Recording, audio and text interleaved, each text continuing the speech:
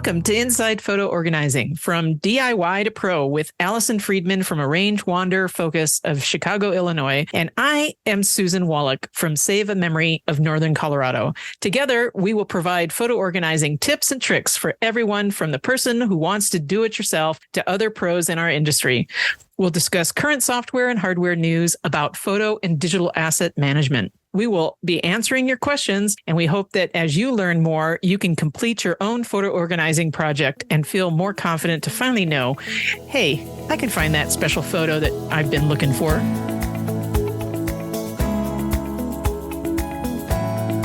In today's episode, Allison and I will discuss Google's latest change in their account policy regarding inactive accounts. We'll answer some listener questions, and we'll also discuss the upcoming launch of Save Your Photos Month, which is happening in September, and we'll interview our latest guest, Marci Brennan. So let's get started. Hey, Allison. It's episode 3. Hi, Susan. So excited to be here. Well, we're getting great feedback on episode 2. So I think we're on a good momentum here. We have a great guest today, which we'll introduce to you all shortly. And how's Maine? It is good. You have caught me on vacation out in the middle of Maine with my family. And in fact, today I'm not only in Maine, I'm in the middle of a monsoon in Maine. I've never seen so much rain. So if I don't sound quite as good as I did last week, if you thought I sounded good last week, I suppose that would be why. Because literally, it's like the sky has opened up and just water everywhere. Yes, and we're hoping that your internet stays strong through this recording today. So, yeah, that's the other challenge that we have as we do our podcasts remotely. All right, so let's get it started. We wanted to bring you a little news about Google email accounts. Some of you may have one or more Google email account. Google recently announced, you should have gotten an email, that it will begin to delete any personal Gmail accounts that have been inactive for 2 years, starting December of 2023. That's this December. And what that basically means is time to log into those accounts that you may have created and forgotten about. Did you create a Gmail account maybe just to manage your Google ads for a business? Maybe you created a Gmail account so you could put your spam emails in there. Well, whatever the case may be, time to find those emails, log back in. And if you want to keep them, if you don't, you want them to go bye-bye, then you don't have to do anything. But from our point of view, some of those old Gmail accounts may have some photos associated with them, and you would find those only by logging into them and then going to your Google Photos app. Allison, anything else to add? Just go and check and see, because when I saw that come out, and this is, I think, just in the news this week, it's been quite recent. Well, by the time this podcast airs, it will have been in the news for a few weeks, but I actually have several old Gmail accounts, and in one of them, I actually did find some photos. Now, they weren't actually photos that I wanted to keep, but if they were, I would have been pretty bummed when I finally realized that they were gone. So think about if you have any additional Gmail accounts, and if you do, go ahead and log in and see if there's anything in there that you want to keep. Old emails, old photos, anything. And I believe that just the process of logging in should keep that account active. If you want to be absolutely sure, send an email to yourself from that account, and that is enough to keep it active, and Google will not delete whatever's in there. Correct. And we'll provide a link to their Google blog about updating inactive accounts policies. So what they're doing is they're changing how they handle inactive accounts. All right. So next, we're going to talk about a question that we got from one of our listeners, David Loaiza from Santa Rosa, California. So he states, "Hi there, greetings from sunny Northern California. I heard about your podcast from the Twit Network. Wish you guys the best." So we want to say thanks, David. Anyway, I have 2 questions and don't have and don't have to answer both of them at once. My first one is I use Apple Photos. Sometimes I do quick touch-ups and I'm done. But there's other times I really want to do more with a photo and use Lightroom.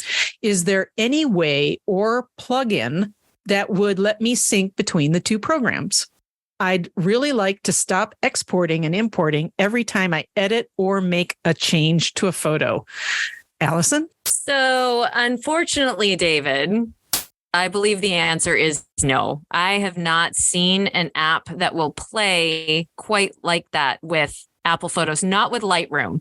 There are some other editing apps that you might be able to use like Snapseed and all, but Lightroom, let's just say that I don't think Adobe and Apple play very well together. So I have never been able to find that. I do a lot with Lightroom with my own photos and have always exported. There are other options if you wanted to leave the Apple space. One other app that does play well with both Lightroom and Photoshop is an app that I use called Mylio. And from there, if you wanted to use that, you can suck in all of your Apple photos, update them in real time. And then if you have a photo that you want to do additional Lightroom work with, you can round trip it. So essentially open it in Lightroom, make your edits, and it will go back to Mylio. But to keep them just in Apple, I have not found one. And if there is a listener out there that knows of one and would like to correct me, please do, because it's actually something that I've had that question before. So one thought came to me. I know when I edit on my iPhone or my iPad, an image in my Apple photo library using another app on my phone, because you can download the Lightroom mobile app, that image then gets saved back to my library. So that might be a round trip for you. It's a little awkward sometimes to do a lot of editing on an iPhone. If you have an iPad or another device, that might work better, like a larger iPad display. But that's the only thing that I think of. I'm with Allison.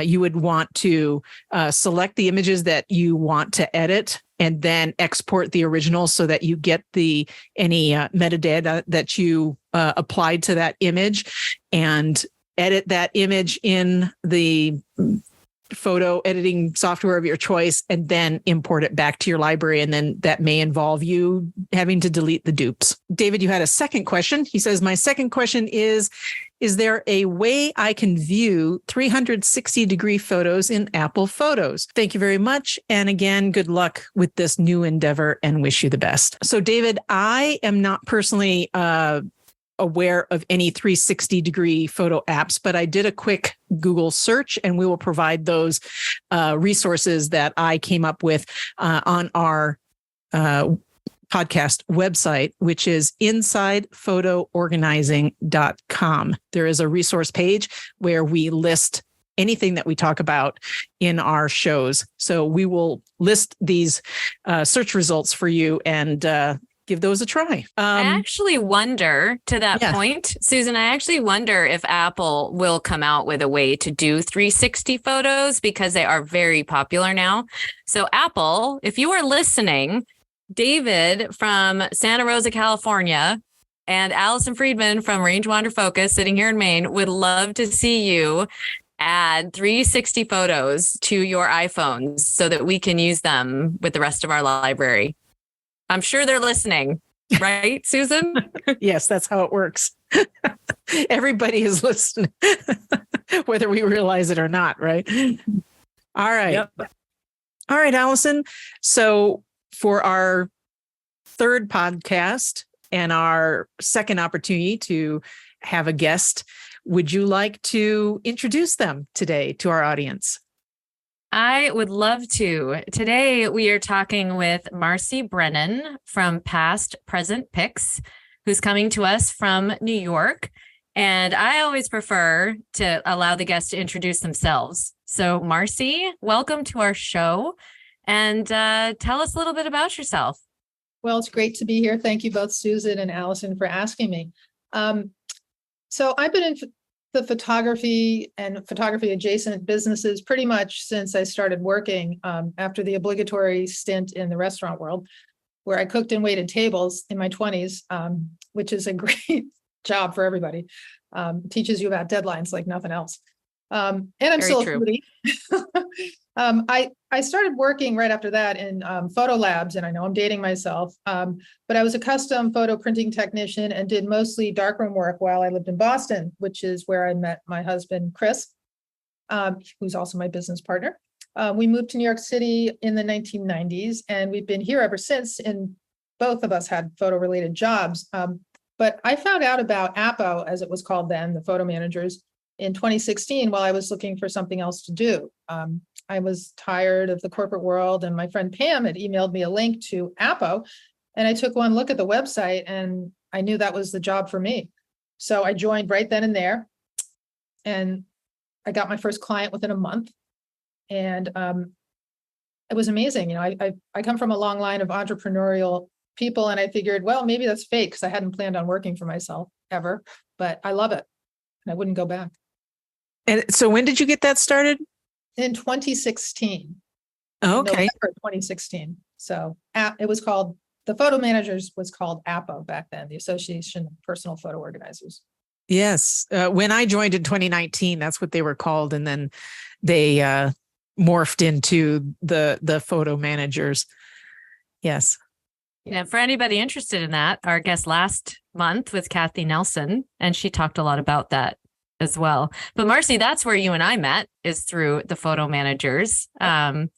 Luckily, because it's been so much fun getting to know you, and I'm thrilled you're here. Can you worked for a bit with the Otto Bettmann archive? Can you talk about that? Yeah. The Bettmann archive, I worked there for almost 20 years, so it's a little bit more than a bit. But the Bettmann archive, a little bit of information about that. It was bought by Bill Gates and renamed, rechristened Corbis Images in 1996, and is now part of Getty's archive. And I had the privilege of working with a collection of over 11 million images of incredible cultural and historical significance. I also got to participate in the rise of the whole photo digitization world, learning all about this new format and terms like JPEG and high res and compression, things I'd never heard of before. And you probably know some of the images that are in the collection, like the guys eating lunch on the beams above the state building, or Marilyn Monroe with her dress flying up. Yes. Or the Hindenburg disaster. Working with these images and the many that are much less well known was really quite a privilege. And a little bit of history about the Bettmann archive. It was founded by Otto Bettmann. He was a curator of rare books at the Prussian State Art Library in Berlin, and he was dismissed from his position after Hitler took power and forced Jewish people out of civil service jobs. Otto fled Germany for the US in 1935 and virtually invented the image licensing business, which is amazing. Wow. With just 2 trunks full of old photos, and that began his now vast archive that still bears his name. And we often talked about Otto when we worked, and one of my favorite quotes of his was, instead of visual cliches, I provided a graphic shorthand that illuminates the present by revealing the past. And I think that applies to what we do.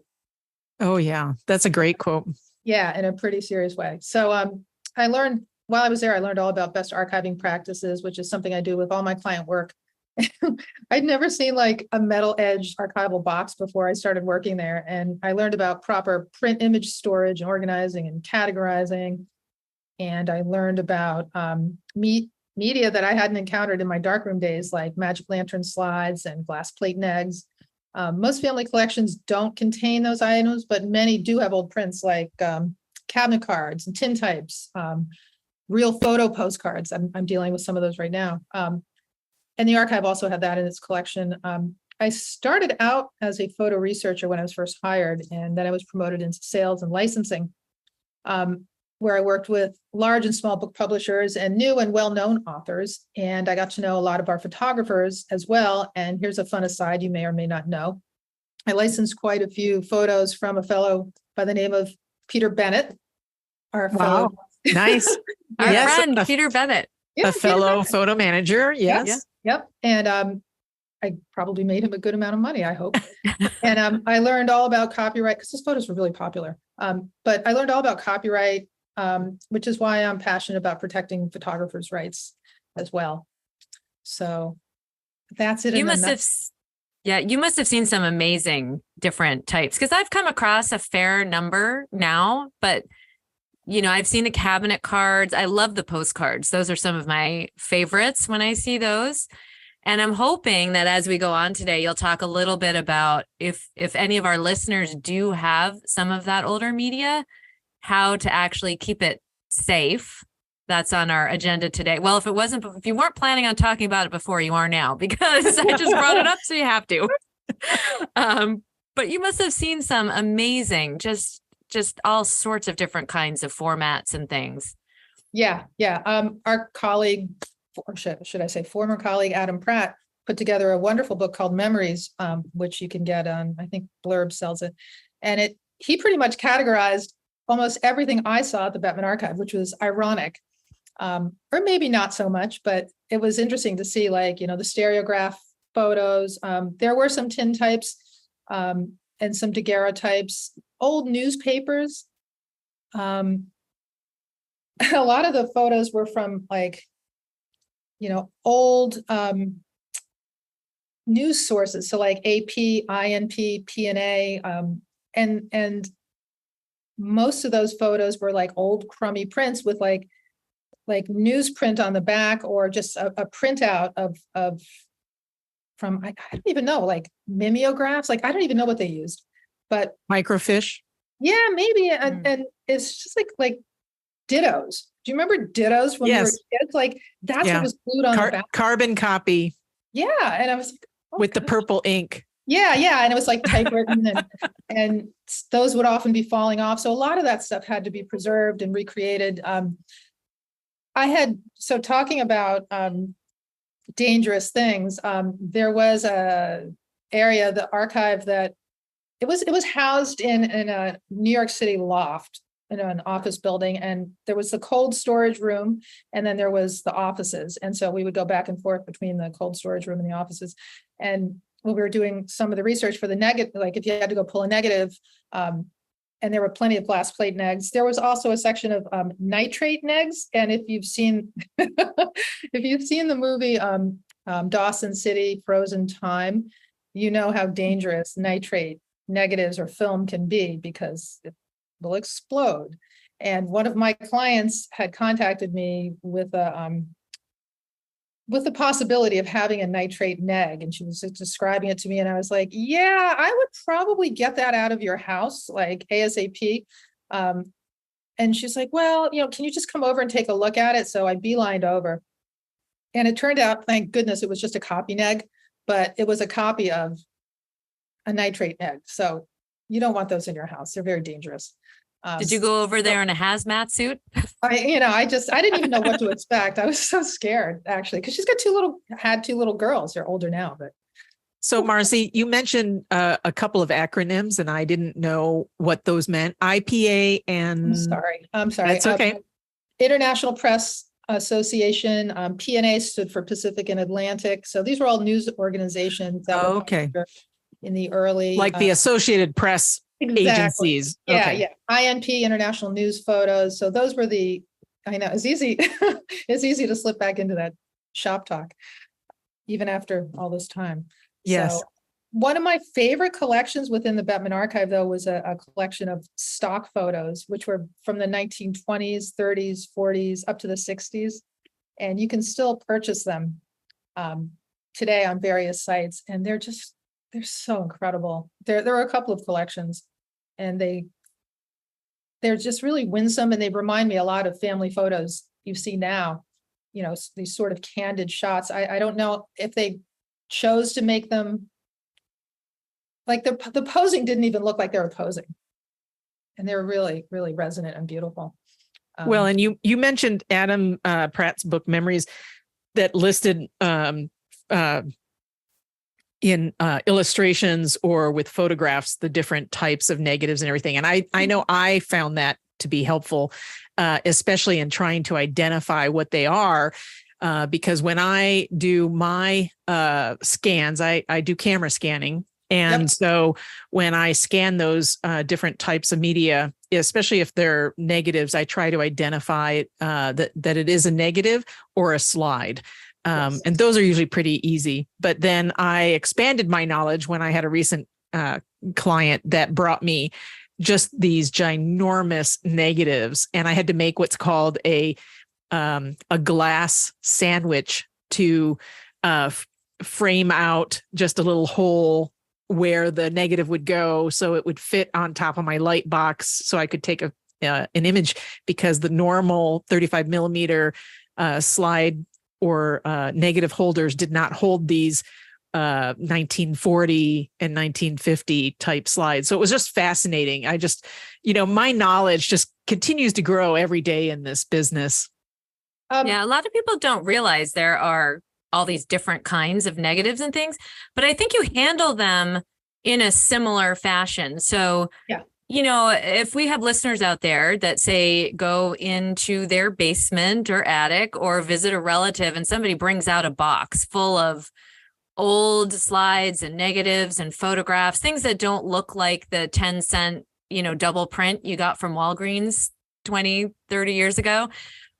How would you tell them to handle that? I mean, they can't just pull it out of the box with their bare hands. So what are some tips you might have for them if they find stuff like that? Well, gloves obviously are handy, and most of us have nitrate gloves from the pandemic left over, or just, go out and buy some. And you prefer nitrile gloves? Yeah, I have cotton gloves, and I have like the polyester ones that don't shed, but nitrate is pretty much what most experts use because they don't shed at all. So that's what I would always use when handling negatives and old prints and new prints too. I don't ever touch people's photos with my bare hands. And why is that? I mean, we've all talked about that before, but people listening might not know. Why shouldn't you touch all of these just with your fingers? Because the oils from our fingers can help deteriorate the photo, and it can leave fingerprints. And when you scan them, you have fingerprints on your photo, and then you have to go into Photoshop, and it's just, it's not a best practice. It can accelerate deterioration. However, you can use your bare hands, and you actually should use your bare hands when you're handling old letters. Really? And old documents. Yeah, you don't need to wear gloves for those. The other exception is people often keep newsprint or old newspaper clippings and stuff, and those are problematic because of their high acid content, and the acid can migrate to prints and photos and stuff. So I always recommend making a scan of your newsprint, putting it in an archival enclosure, and then reprinting. If you want a hard copy, reprinting it onto archival paper, and consider getting rid of the newsprint, because typically you can find that online anyway. And newspaper is just too crumbly, and it gets, brown and starts deteriorating, and it's not very nice to look at either. So I did have a client, you brought up an interesting memory for me. Recently, it started out with photo retouching of his grandfather, many images from the 20s and 30s. He was a representative Native American model. So whenever they needed a Native American, he was in fact Native American. And so he would often be photographed and model for different purposes in New York. And so this really, he brought several newspaper clippings that were scanned, but had the very dark crease in the middle from it being folded or a book. And so some of them were really hard for me to clean up. And I actually just ended up retyping it in InDesign. Oh, wow. And putting the image that was there back into InDesign. So it looked like the original newspaper article for them. And they loved that. So yeah, just another way to do it so that you, again, have a good clean copy, because I looked for that article online. So sometimes you can't find what you're looking for. So yeah. I do Great. find it fascinating though, Marci, that you actually just advocated perhaps getting rid of the original newspaper articles, because I have never heard you say that before about any type of original media, right? Because you tend to like to save them, correct? Even after they're scanned. There are exceptions to every rules, and I don't want to be a photo hoarder either, because that's a problem. So yeah. But why do you like keeping the original? So setting newspapers aside. Yes. What is the benefit of keeping the original prints, negative slides, even after they have been digitized? Well, there's a lot of reasons, but the primary reason is that they serve as the ultimate backup. And once they're properly archived, and by that I mean like removed from any non-archival albums like sticky albums or those little photo envelopes that the negs sometimes live in, they don't take up a whole lot of room. And there's always the allure of the original, it's valuable as a work of documentation and as a first generation original. And camera scanning, which is the process we use of originals, will almost always improve upon the original, especially if it's an old faded print. But keeping the originals will allow you to go back and review and rescan if needed. So that's why I think you should keep them. And also, most of them are really beautiful. Yes. And so to your point, so to your point, you made a very good statement about keeping your original prints because technology changes. So let's dial back the clock and go to like 2005. I had a flatbed scanner since 2000s when you had to connect them to your computer using a SCSI cable, if you remember that technology. Yes. And so the best quality back then is just a tiny fraction of what today's quality can be. Mm-hmm. So when you say keep those originals because technology changes, if you're going to pay somebody today to capture your images, you want them to be captured at the highest quality possible so that you don't have to rescan them. Yeah. But then we have no idea, even being as technically inclined as many of us are, to what's going to happen in the future. I mean, Apple just came out with this virtual headset that you might be able to interact with your photos and library collection, through this headset. And if those are not high quality images, this is not going to be a pleasant experience, right?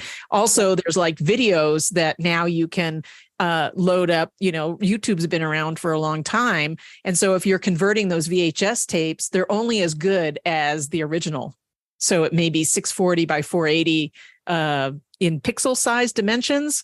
Getting a little geeky here for some of our audience maybe, but now, when you look at standard def or high def, you're up into, over 8,000 pixels in dimension. But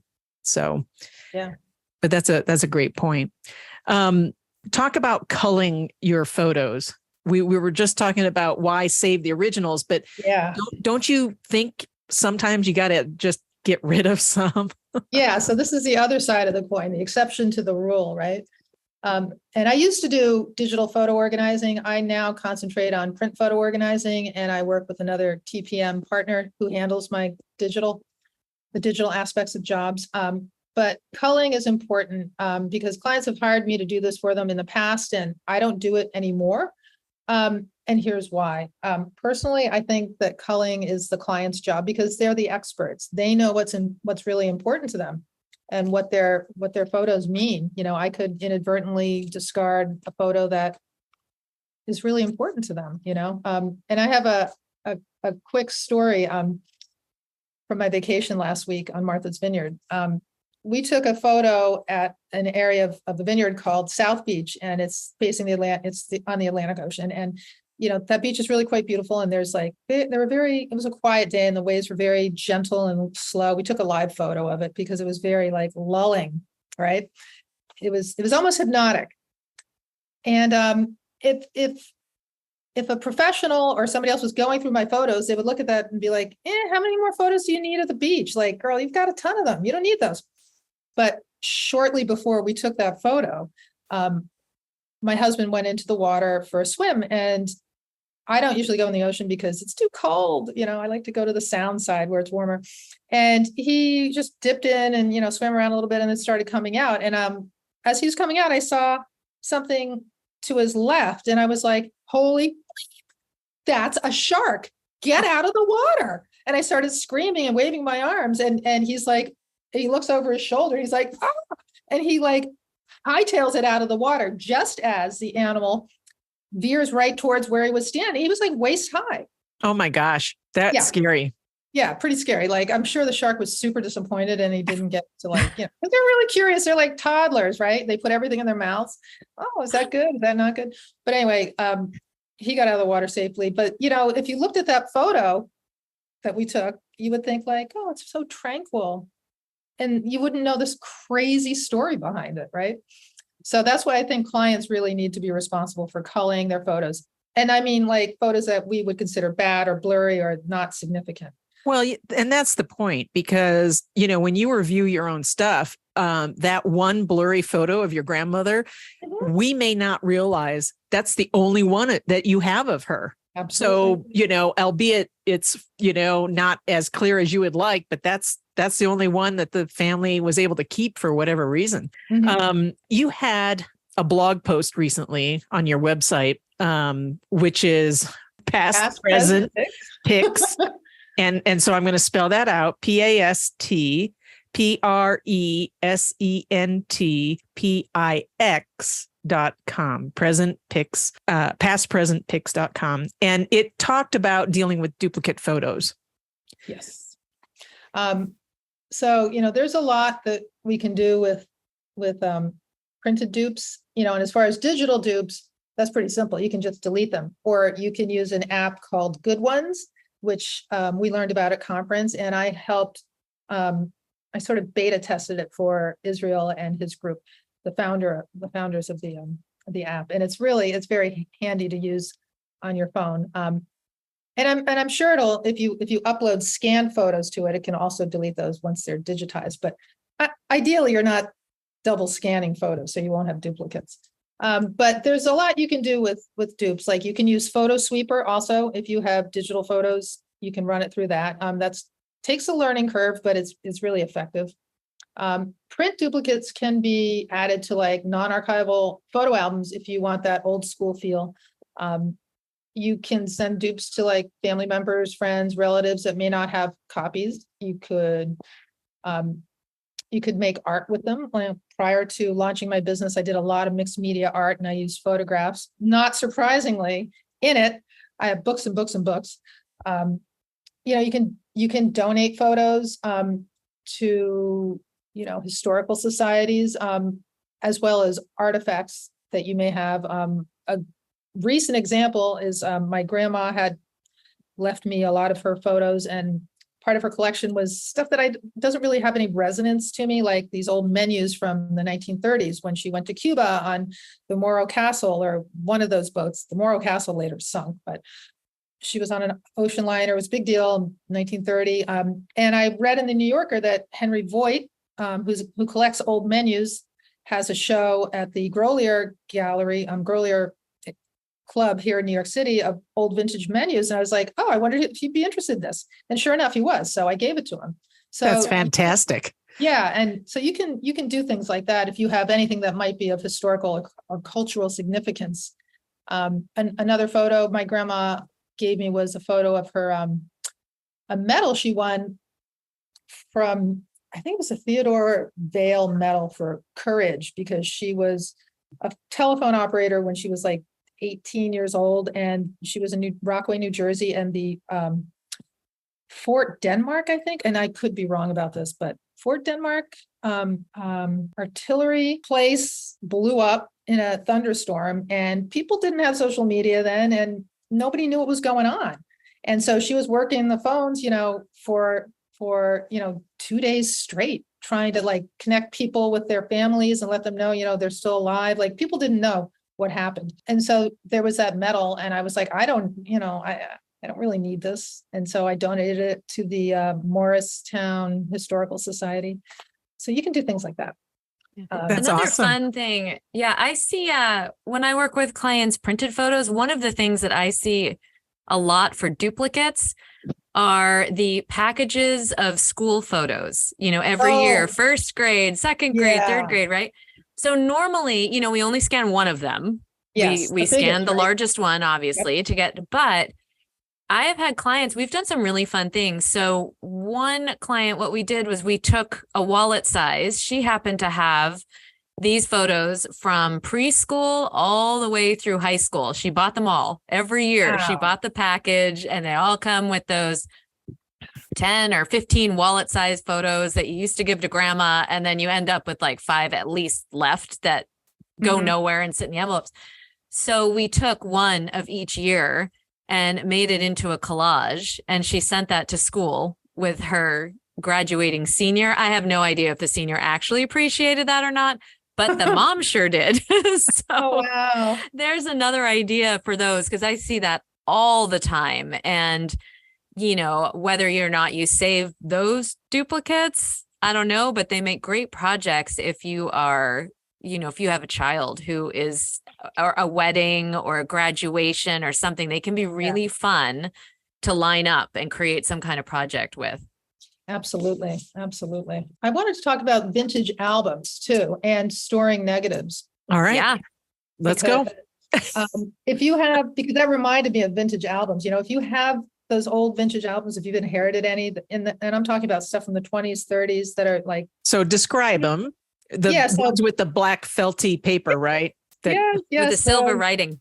Yep. Or the little photo corners. If we were lucky, they used photo corners, right?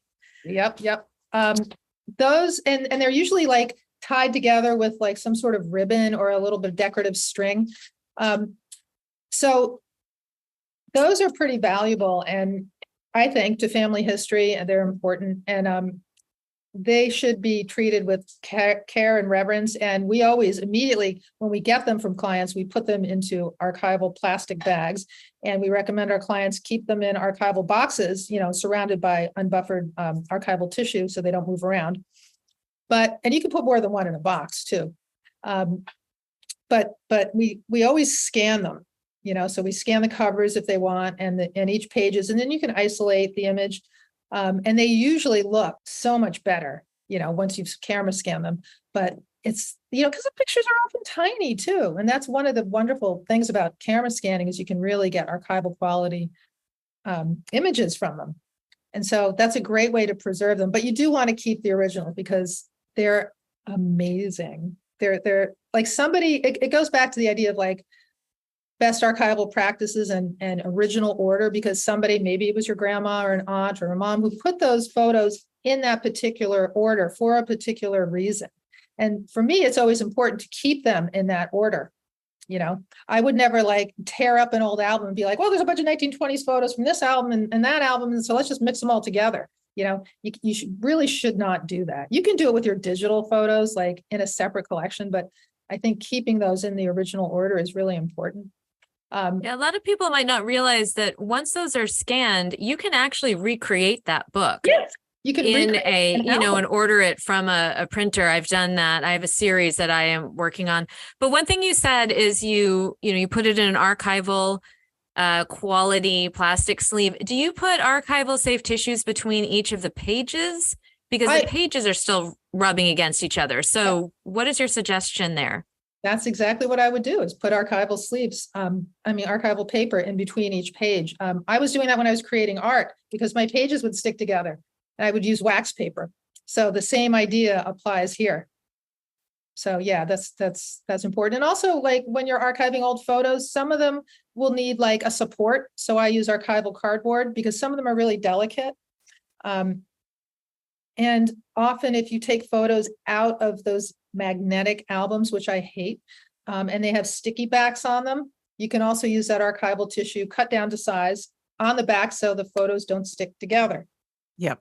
I learned the hard way. That's a great idea. I'm sitting there using my eraser trying to get all the glue and residue off of them. I'm like, this is not a good use of my time. So. Well, and that also speaks well for camera scanning, because if you try to use a auto feeder scanner and it's got a sticky back, then you're potentially going to have residue on that scanner moving forward, which will be very difficult to clean. Yep. So you mentioned something I want to go back to. I have a client currently that brought me several old albums that you speak of. And his guidance to me was to remove them from the photo albums. And so prior to doing that, I take a camera scan of it in place so I can document the album as it is. And then I begin to remove them from the album and then put them in archival quality storage boxes based on family and by date. Now, there is one that he gave me, which is a fantastic scrapbook of this person's young life. And so with that, they don't want me to take that apart. So those old scrapbooks are the ideal candidate for finding an archival quality box for long-term storage. Absolutely. Yes. Yep. Marci, what do you suggest? So we were just talking about these, we're talking about these old vintage albums, and often you see the black paper and somebody has written in extraordinarily neat handwriting. Literally everyone I've seen has the most amazing handwriting in silver pen. So I think that was the style then. But when you scan, if you are scanning the photographs separately, what are your suggestions for capturing all of the handwriting, either the handwriting itself, because it might be somebody that is important to you that wrote that, or the messages in the handwriting, the stories? What is your suggestion for keeping those stories with the photos, especially the printed photos? What do you suggest there? Well, with those albums, we'll typically talk to the client and ask them what they want, because this can be an expensive process. But I always recommend, if you're going to do this, let's do it right one time, so you don't have to pay for it again. Scan the entire page so you have the original context. And then we can go in and scan each image individually. And if you can get the images out, if they use the paper corners and there's more information on the back, scan those. And so the make sure that everything travels together too. So you don't want the photo and the back getting tangled up with other photos and backs. So you make sure that they're together. And then you can add that information into the metadata of the digital scan, and you can keyword it so you can find it easily. But sometimes, even though the handwriting's neat, you might have a hard time reading it. So it might be worth using, OCR, or if you can't read it, to get the gist of the story that the author is sharing and preserve that story. That's really important. But there's so many ways to preserve the stories. And again, I don't know what's important to a client. I can guess, but this story might be more important. That story, they might be like, I don't even know who that person is in that photo and why my mom kept that photo. It doesn't mean anything to us. I think that's super, super important, especially, if somebody took the time to write all of that information. Yeah, it's worth keeping. I've done that a few different ways. I've done it I usually end up doing it both as a caption in the metadata. But another fun way to do that is actually to take a digital scan of the handwriting that goes with that photo and make a composite so that you have, say, the photo on the left and the writing on the right as one JPEG, which can be kind of fun. Yep. I think we did that once, and I thought it looked amazing. I love that. That's a great idea. I'm going to recommend that. It is time consuming. So it is very time consuming. It is time consuming. But it depends on the client and what they're after. Yeah. And what their budget is. Yeah. So let's talk about what metadata is for our audience. Cause again, we hope we've got the newbies to this whole concept of photo management. And we also are probably speaking to experienced photo managers. So metadata is the data about something. All right. And so in photography, IPTC came along, which was the way that photographers kept track of their professional images. Can you speak a little bit more about that, Marci? Yeah. International Press Telecommunications Council. And I always get that mixed up with EXIF data. Yes. Yeah. So two different things. Two different things. So yes. So IPTC stands for International Press Telecommunications Council, and it is the metadata that has been standardized for image details such as title, description, and location.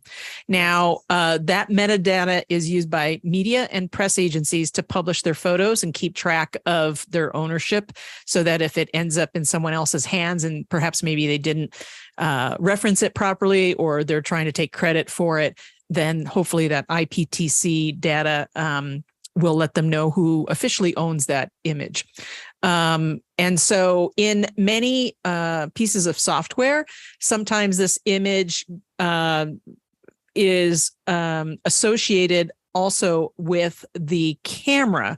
The camera can take the creation date, which will help you fill in some of the other gaps about filling out the IPTC information. So you can merge the camera's data that it creates, which is your EXIF. Yeah. And then include that in your IPTC. But as a minimum, it also is like, who's the creator of that? So if you're working on a family collection, I like to include the family name as the creator. Like the Wallach family in general is the creator of these images. And then the EXIF data stands for exchangeable image format.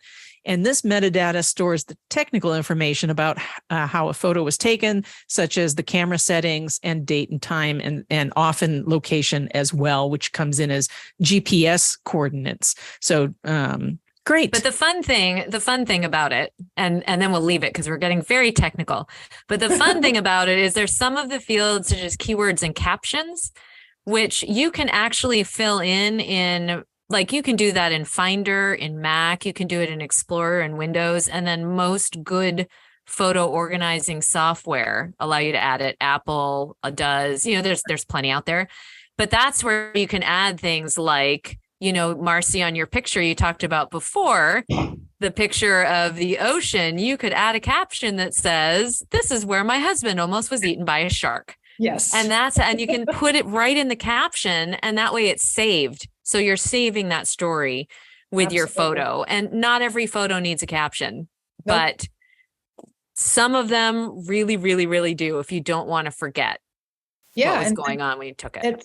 It's so important to save that information, especially if it has a crazy story to it, or even a sweet story. And so another thing that we're sort of looking into doing before my husband got a full-time job. He's a videographer and a professional photographer. And we were exploring the idea of creating legacy videos for clients, which is something that anybody can do themselves. But obviously, if you want professional quality to pass on years and years and years, and you want to hire a pro to do it. But that's a great way to keep stories alive. And once you have your photos scanned and preserved, you can start incorporating them into like mini documentaries. And again, Peter Bennett did a great class on that for us members, but you can, anybody can do it, but you have to make sure you have all of that information, and you can interview, an elder in your family and intersperse that with old photos and old stories and have them elaborate on the meaning of certain events in their lives, because they're not going to be around forever, but your video hopefully will be. So what are some good ways to keeping those stories with the printed photos? Well, I love Allison's idea of creating the composite. I think that's great. There's no way that information gets lost unless you delete the photo. Like I said, the legacy story is legacy videos are great. Photo books are kind of my sweet spot. When we do photo books for clients, I'm usually urging them to add some captions, add some context, because sometimes busy moms just want like, oh, here's a photo, here's a yearbook, and it's 1997, and this is my kid in that year, and in 2007, whatever, and they don't really want any more information. And I always feel like, well, nobody's going to remember what was going on in that day, so you should add some stories and some ideas. We just did a book for a client on her time in South Africa in I think it was 2005, and she was like, oh yeah, captions for sure, and giving us like almost a novel. I'm like, we got to cut it down a little bit, but it was great. I learned a lot. And now her grandchildren will be like, oh, wow, you did this, you did that. You went to all these places, and now the photos have all this context and the stories to go along. So I think photo books are great. And if you really want to go deep, you can hire a personal historian. If you have a family legacy that you really want to have preserved, we have some great personal historians in the photo managers, and those are mostly books with photos. I mean, they're very text heavy because Right. Like documenting, like documenting Exactly. your family history. Yeah. Yeah. Those are amazing too, and they are not cheap, but they're heirlooms and they're priced. Another benefit I want to mention is if you're downsizing and you do have those photos in albums that have maybe I did one recently. A friend of mine had two. They weren't too big, but they were pretty thick because there were only 2 images per page. But I took photos to document every single page of her album so I could get those captions. And then I removed them and camera scanned them, and I recreated her photo book.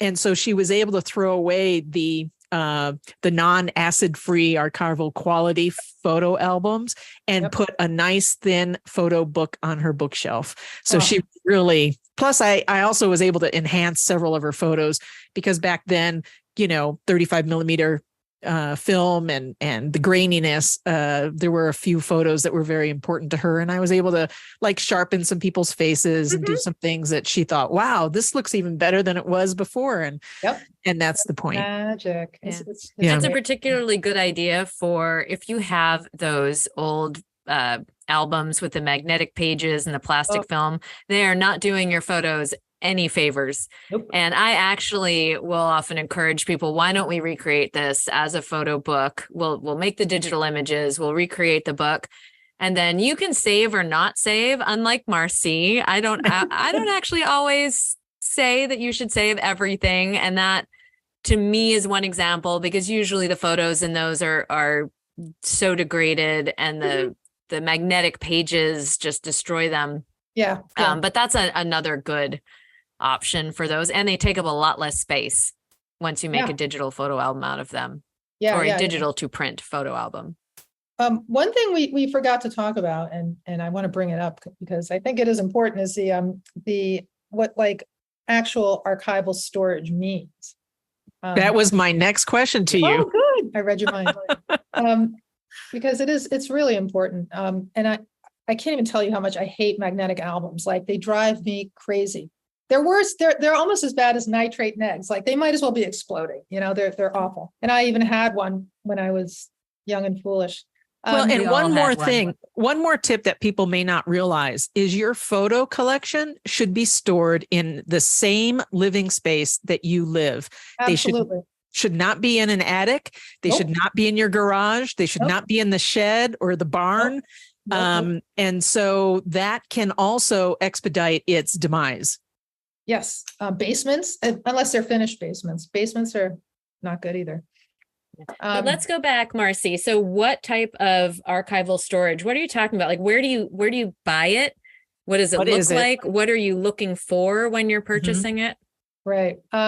So all archival storage options, that word gets thrown around a lot, and they're not created equal. So the terms photo safe and acid free, we hear a lot, but you don't really know what they mean because they're meaningless in and of themselves. What we really want to look for, us professionals, as well as people who are not pros and want to preserve their collections, are things that have the PAT stamp on them. They're PAT approved, and PAT stands for the Photographic Activity Test.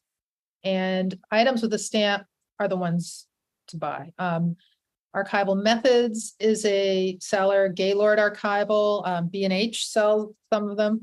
And the ideal strategy is to put each photo, neg, slide from a particular collection in their own enclosures to reduce the abrasive contact and chemical interactions between the items.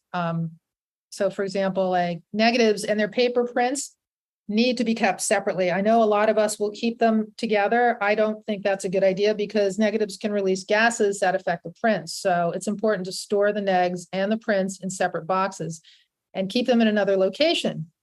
That was eye-opening to me when I heard you say that, because I went back and listened to your presentation with B&H Photos at one of their events. Yeah. And I was like, ooh, I have not been doing that because my thought was to keep the originals together. Right. Well, I know it's a pain in the butt, but you have to, just cross-reference them. We did that at the archive and I'm like, I don't see why we would do that practice with people's personal photos as well. Like that's their archive. You just want to make sure you've labeled, what goes with what. You have a cross-reference and you're not keeping them in those places you're not supposed to be keeping them. Nice. So many tips. So Marci, we have one final question for you. Okay. And this is a question that we want to ask all of our guests, which is, what is the strangest photo in your personal collection? The strangest photo. Well, let me tell you that I don't have a lot of photos personally because like you, Allison, I don't have a lot of photos of myself growing up. So my collection is very small. I practice what I preach in a way. I keep my collection down to I have about 5,000 photos total. So that makes finding the strangest photo pretty easy. And I would say the strangest one is, it's probably actually a digital photo. And it's a photo that I made my husband take because I love to art direct him since he's a better photographer than I am. And we were on our back deck in the late summer a couple of years ago, and we have orb weavers. Do you know what they are? They're spiders. Yep.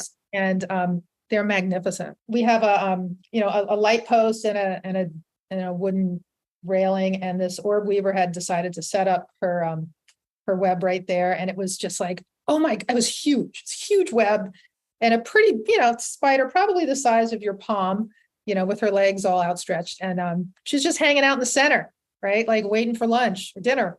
And I said, Susan looks kind of freaked out over here. The listeners will only hear this, but I'm looking at Susan on this Zoom and she looks like she's about to crawl under her desk. I'll show you. You want to see the photo? It's amazing. I don't think she does. All right. Well, no, you can share it. Well, so Marci, you've got this picture of a spider. But it's cool because Chris used the flash on it. And so the background is pitch black. And the spider and its web are white. So it almost looks like a graphic print. Like it doesn't even look real, even though we know it's real. And that's, and I'm a old goth girl at heart. So I'm like, ooh, that's really cool. Oh my God. But that is super, super cool. And I love that question because I think we're going to get, this is only podcast number 3, but I think we're just going to get such fun stories that come out of that particular question, because again, it's a photo. This photo actually sounds quite artistic and one that most people would actually enjoy. But sometimes those strangest photos are things that, going back to what you said earlier about calling out your photos and not knowing what might be important to somebody. Yes.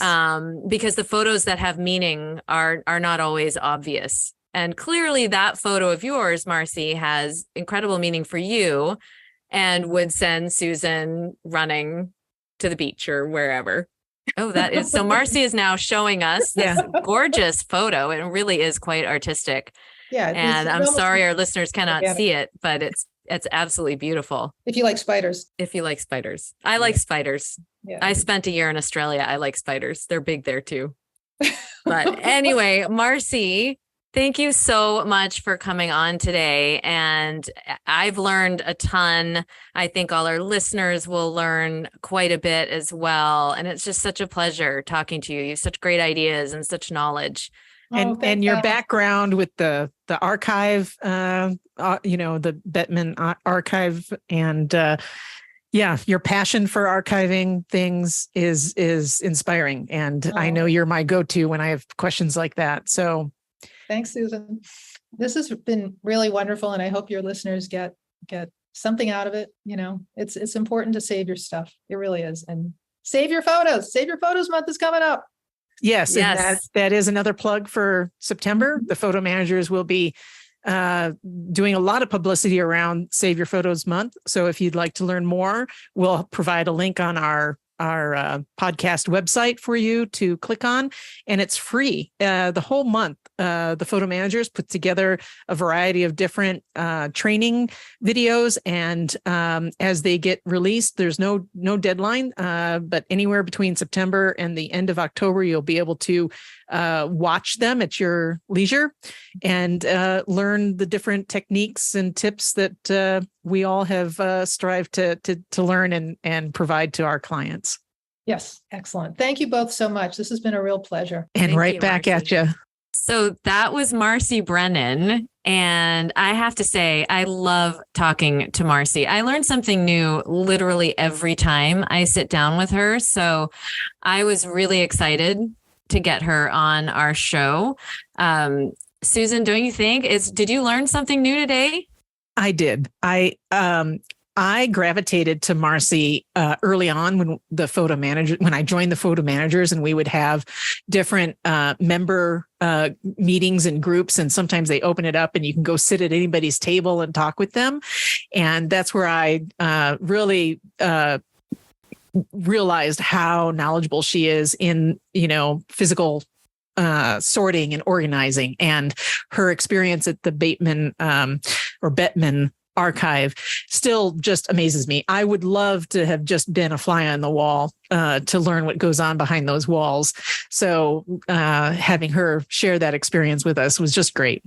And so also the collections that she was able to look at firsthand, like the photograph of Marilyn Monroe with her dress in the air. Amazing. Yes. I think many of us have those iconic photos in our memories of seeing them printed maybe in the Life magazine or something. That was my favorite magazine growing up. And that's where a lot of those photos were published early on. So she talked about archival quality boxes and storage items, but there were a couple of things we wanted to also mention about getting the right archival tools when you're doing this project for yourself. Allison, what were some of the ones that you wanted to share? Yeah. So the first one, we talked a bit about keeping the story with the photo. And sometimes that means if you have a bunch of photos and you are, say, bringing them to grandma's house because you want to show grandma and she's going to tell you about these stories, sometimes people will write on the back of the photo to keep that together. And just wanted to mention, don't use your ballpoint pen. If you're going to do this, go out and get an actual archival pen. A good one is made by Stabilo, Stabilo. And it's actually a pencil that comes in different colors. And you can get that and write on the backs of the photos, and it won't hurt the photo at all. There's no acid in the pen. Just don't write too hard. But that way you can keep it. You can keep the story with the photo. Usually dates are a good thing to write on the back of the photo, or who is in the picture, that kind of thing. And then the other thing I just wanted to mention is I often get printed photos from clients, and they do a little bit of organizing before they hand them to me, which is great. But too often they take sticky notes, just the little sticky note pad, and they write what this group of photos is. And they take that sticky note and stick it right on the front of the photo. And they don't realize when they do that the sticky residue from those notes can transfer onto the photo. And I've actually had to spend some time cleaning that off. And the longer that sits, the more destructive it can be. So if you are going to do that, then I suggest taking something more like an index card. It doesn't have to be archival safe, but writing what you want on the index card and just sticking that group of photos in a Ziploc bag. Because for a little while, a Ziploc bag won't hurt it, but that sticky note really will. So avoid the sticky notes. Susan, I bet you have some more we can add here. Yeah, just one more I wanted to point out, which is very handy. If you're wondering if the photo album that you've got your precious photos in is acid-free, you can test it with a Lineco pH testing pen.